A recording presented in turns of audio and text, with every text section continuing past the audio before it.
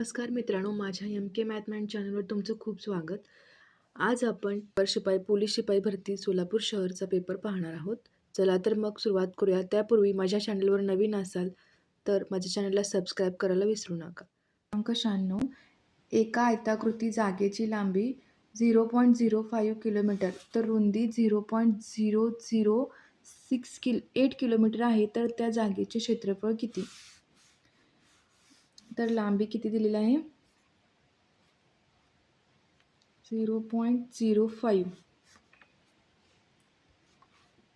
Kilometre आणि रुंदी दिलेली आहे 0.008 किलोमीटर.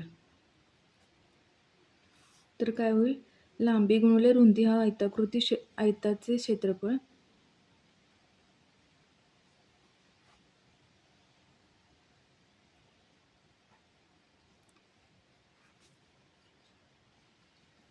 आयताचे क्षेत्रफळ लांबी गुणिले रुंदी.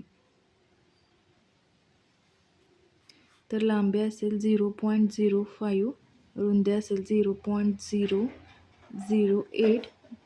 तर काय म्हणजेच उत्तर काय येईल? ऑप्शन क्रमांक बी येईल. तर इथे दोन ऑप्शन दिलेले आहेत. इथे ऑप्शन 2 दिलेले आहेत. 0.004 चौ किलोमीटर हे उत्तर बरोबर असेल. चौ किमी. आणि जेव्हा आपल्याला चौरस मीटरमध्ये आपल्याला जेव्हा फाइंड करायचं असतं त्यावेळी ह्या चौ किमीचं आपण काय करू? 0.0004 इंटू 10 लाखनं काय करायचं? याला मल्टिप्लाय करायचं. म्हणजेच काय होईल? 10 लाख म्हणजेच काय? 1000 इंटू 1000. म्हणजेच काय आहे? हा स्क्वेअर मीटरमध्ये काढायचं आहे. त्या म्हणजेच काय? स्क्वेअर आपण क्षेत्रफळ काढतोय, त्यामुळे आपण काय करतोय? 1000 इंटू 1000 किलोमीटरचं मीटरमध्ये कन्वर्ट करताना करतो. तर उत्तर असेल, तर ऑप्शन काय असेल? 1 व 2 हे बरोबर आहेत. म्हणजे 0.0004 चौरस किलोमीटर म्हणजेच काय असतं? 400 चौरस मीटर. प्रश्न क्रमांक 97. 15 मीटर गुणिले 20 मीटर गुणिले 25 मीटर मापाच्या खोलीत मोठ्यात मोठी बाजू असणारे किती घनाकृती ठोकळे तंतोतंत बसतील? आता या तिन्हींचा काय करावं लागेल? आपल्याला मसावी घ्यायला लागेल.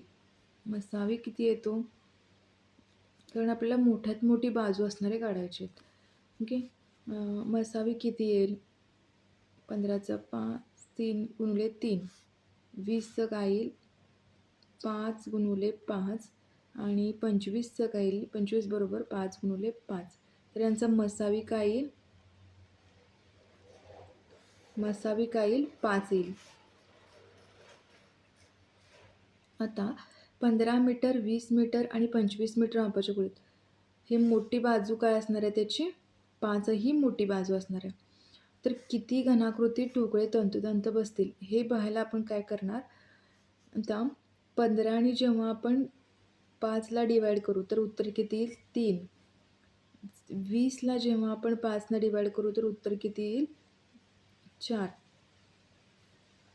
आणि 25ला आपण जेव्हा 5नं डिवाइड करेल त्यावेळी उत्तर किती येईल? 5. तर 3 अधिक 4 अधिक 5 हे आलेलं आहे. तर घनाची बाजू आपल्याला पहिला काढावी लागणार आहे. घनाची बाजू काढताना काय करावे लागेल? मोठ्यात मोठी बाजू काढायची आपल्याला. तर आपल्याला पहिला काय करावे लागेल? यांचा मसावी घ्यावा लागेल. 15 म्हणजेच काय? 5 गुणिले 3. 20 म्हणजे 5 चोक 20. 25 कसं लिहिले आपण? 5 गुणिले 5.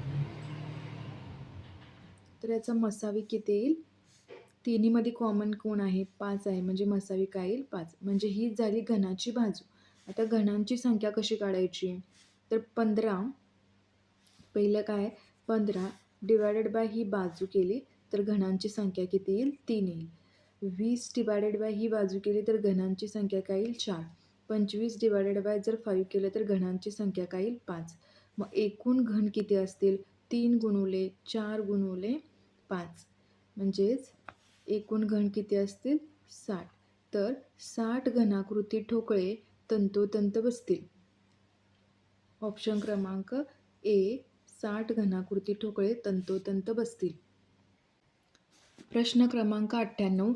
एका परीक्षेमध्ये शिक्षकांनी मुलांना एका संख्येची 3/14 पट संख्या काढण्यास सांगितले. एका मुलाने नजर चुकीने 3/14 ऐवजी काय केले? 3/4 पट संख्या काढली. त्याच्या उत्तराची संख्या बरोबर उत्तरापेक्षा 150 ने जास्त होती, तर मूळ संख्या कोणती? तर काय करायचं? त्याने काय केले? 314च्या ऐवजी काय केले?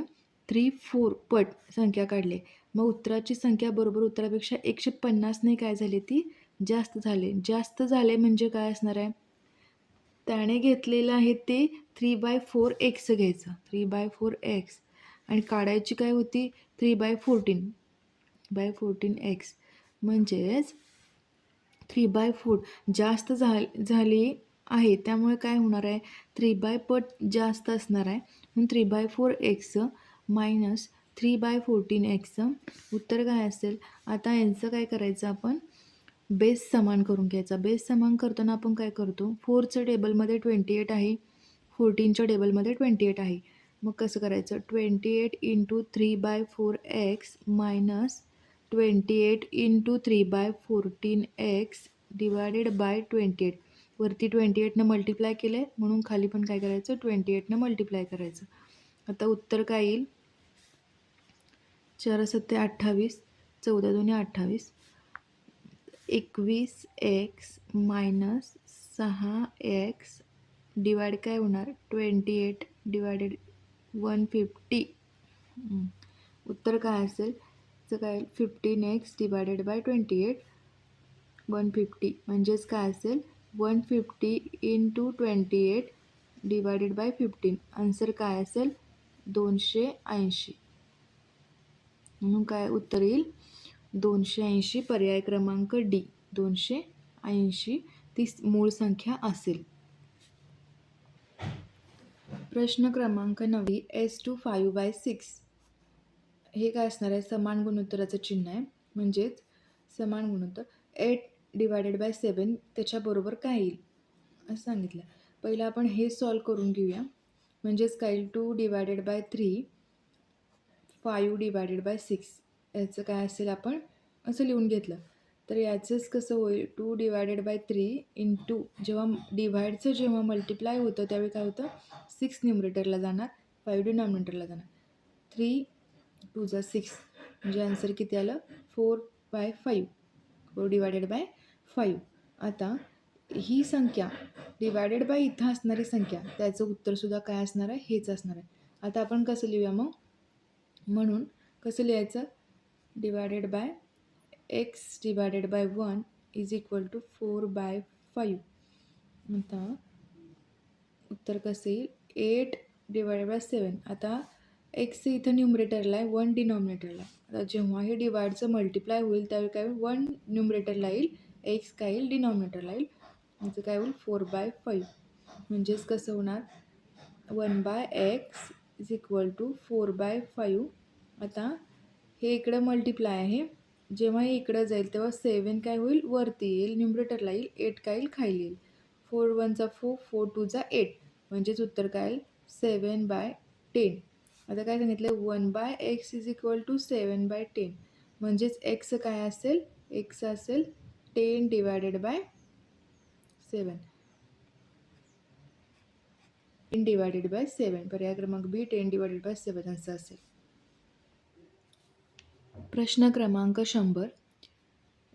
3640 divided by 14 × 16 plus 340 minus 4 × 3 equal to किती? आता बॉडमास रूल आपल्याला यूज करायचं. बॉडमास रूल यूज करायचा आपल्याला. बी म्हणजे ब्रॅकेट पहिला सॉल्व करायचा, ब्रॅकेट इथे नाही आहे. ओ म्हणजे ऑफ सॉल्व करायचं, ऑफ प्रश्नामध्ये कुठेच नाही आहे. तर डिव्हिजन सॉल्व करायचे. आता डिव्हिजन काय येईल? 3640 डिवायडेड बाय 14 × 16 हे बाकीचं आहे असं लिहून घ्यायचं.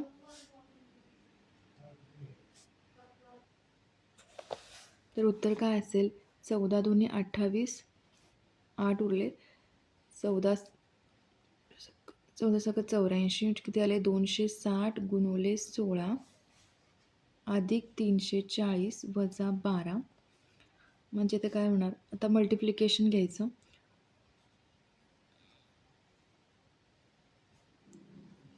वजा 340 अधिक 340 वजा 12 त्याचं उत्तर किती येईल. वजा 12 म्हणजेच उत्तर किती असेल 4488. ऑप्शन क्रमांक डी. अशा भरपूर प्रश्नपत्रिकांच्या सरावासाठी माझ्या चॅनलला लाईक आणि सबस्क्राईब करायला विसरू नका. थँक्यू.